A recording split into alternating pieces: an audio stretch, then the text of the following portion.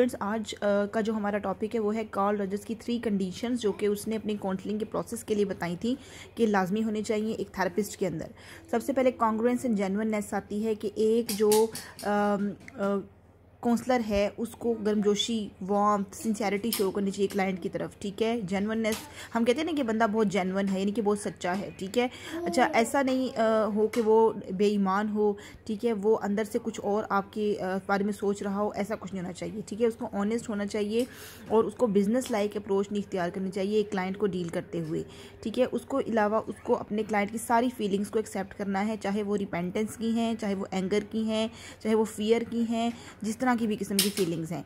ठीक है, उसके अलावा अपने तासुबात और अपनी वैल्यूएशंस को जो है वो काउंसलिंग में नहीं लाना चाहिए, यानी वो क्लाइंट के बारे में क्या सोच रहा है ये उसको उसने नहीं बताना। ठीक है, उसकी क्लाइंट की फीलिंग को उसको अप्रिशिएट करना चाहिए, ना कि अपनी जो है वो नॉर्म्स उसके ऊपर थोप दी जाएं। ठीक है, he should obtain complete information regarding the clients condition. ठीक है, उसको कंप्लीट इंफॉर्मेशन लेनी चाहिए अपने क्लाइंट के बारे में, जो so that client realises it. ठीक है, ताकि क्लाइंट को पता चले कि मेरा जो काउंसलर है वो मेरे बारे में कितना कंसर्न्ड है। अच्छा, एम्पैथी होती है किसी की जगह पर रहकर सोचना। ठीक है, एक होती है सिंपैथी, वो होती है हमदर्दी। एक होती है एम्पैथी, जिसका मतलब होता है कि आप किसी की जगह पर जाकर उसके बारे में सोचते हैं। It means to look viciously at the clients world in the light of his perceptual background, यानी आप किसी की जगह पर रहकर उसके बारे में सोचते हैं कि वो इस वक्त क्या फील कर रहा होगा। ठीक है, in order to develop empathy the counsellor tunes himself into the clients view point.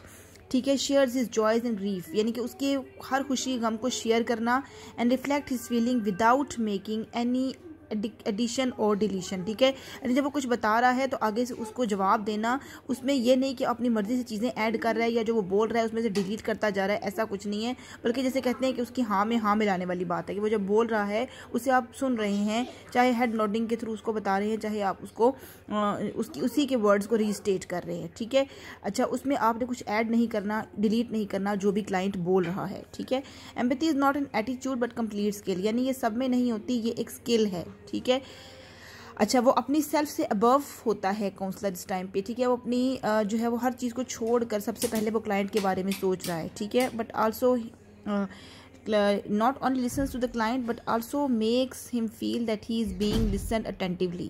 ठीक है, यानी कि वो क्लाइंट को ये फील करवाता है कि उसको बड़ी तवज्जो से सुना जा रहा है। ठीक है, अच्छा while the client is talking the counselor proves his attentiveness by nodding। अब वो कैसे शो करेगा कि वो अटेंटिवली उसकी बात को सुन रहा है?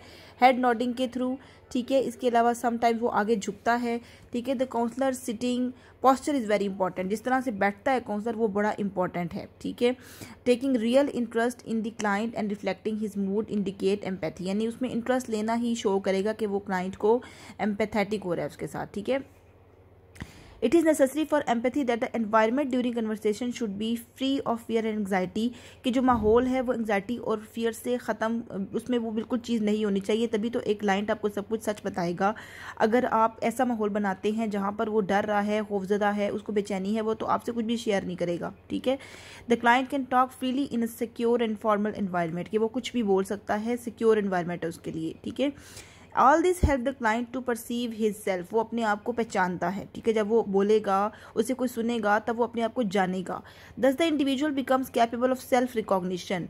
Self recognition is followed by self actualisation, वही वाली बात कि वो अपने आप को पहचानेगा, फिर अपने पोटेंशियल को भी रियलाइज करेगा। ठीक है, कि मैं क्या चाहता हूँ या मैं क्या चाहती हूँ या मेरे अंदर मसला क्या है।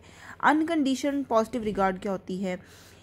Person with respect without any condition, कि आप किसी भी इंसान की रिस्पेक्ट कर रहे हैं, ये नहीं देख रहे वो किस कास्ट का है, किस क्रीड का है, ये आपने नहीं देखना। ठीक है, उसको आपने रिस्पेक्ट देनी है।